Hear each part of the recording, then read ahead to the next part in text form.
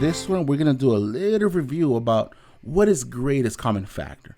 So when we talk about the word greatest, we're talking about the biggest, right? We already know this.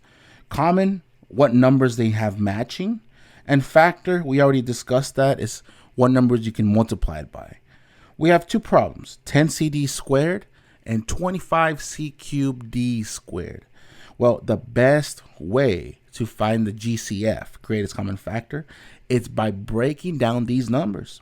Now, what times what gives you 10? We already know this is 5 times 2, right? We cannot break those numbers any further, so let's leave it like that. How many c's do we have? We have just one c because it's c to the power of 1, correct? Well, in that case, how many letter d's do we have? It's a d squared, so it's d times d. Let's do the same thing for the second monomial. 25 is 5 times 5. We cannot break those numbers anymore.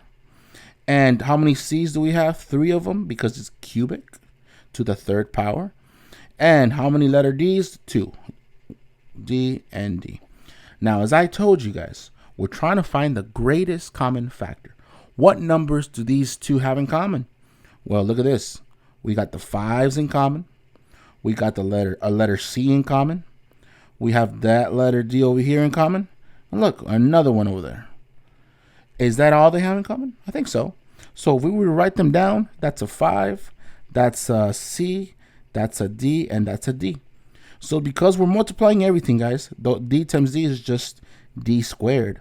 So in reality, our greatest common factor is 5cd to the power of 2. And that's how you find the greatest common factor.